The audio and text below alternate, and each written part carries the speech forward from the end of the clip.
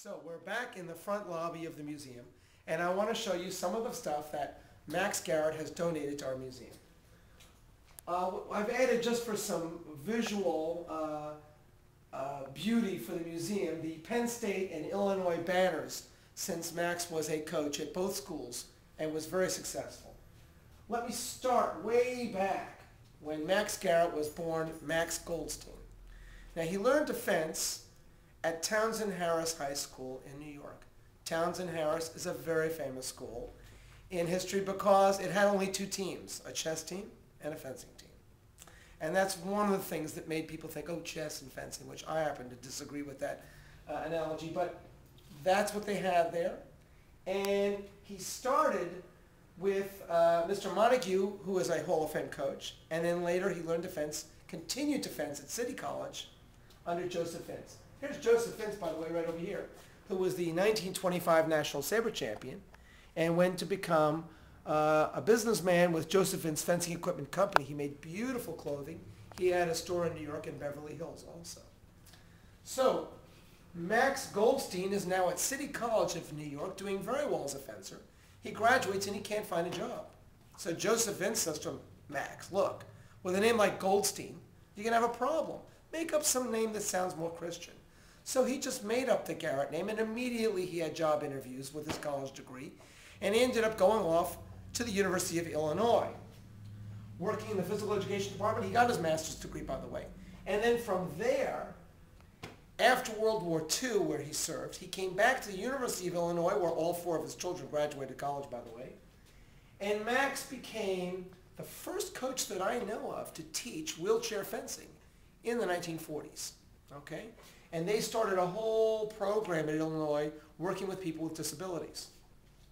Well, Max stayed at Illinois for, I think, 28 years, and he won 17 Big Ten Conference titles and 2 NCAA titles with that wonderful team up there.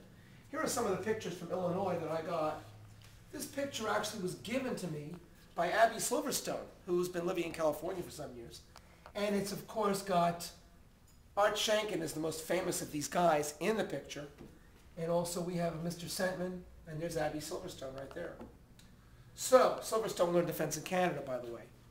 So Max Garret, also later on, he won the Hall of Fame Award from City College, and here it is. Now there it is, he's holding it at Penn State with the Nittany Lion. But he donated this to me, as well as his master's degree from the International Academy of Arms. I blew up his Penn State press guide. I thought that would be fun for people to see. And at Penn State, he won 10 conference titles. Now, you know that in the Munich Olympics in '72, when that group of Palestinians called Black September attacked the Israelis at their living quarters in Munich, and they killed Andre Spitzer, the fencing coach for Israel. And Max had been closely aligned with the Israeli fencing team, went over to Israel and became their coach as an interim coach until they found a replacement. So he was very involved with that.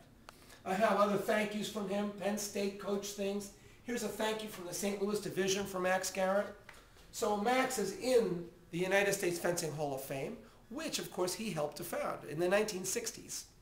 Under President, let's see, it was Paul Mackler. Dr. Paul Mackler was the president, and Andre Deladrier and James Flynn, all famous in fencing, started the Hall of Fame in the 60s.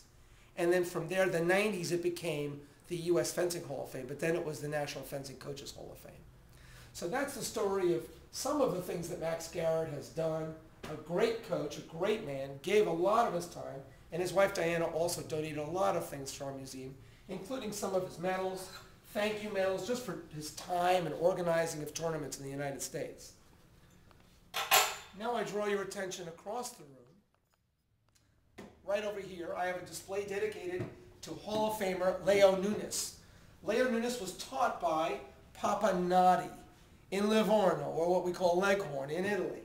And he was an importer of olive oil. But he traveled back and forth across the continents, back and forth, and so he was only here for about half of the national championships, because he was in Europe the other times. But within that time, he won 40 national gold medals, 22 individual, 18 team.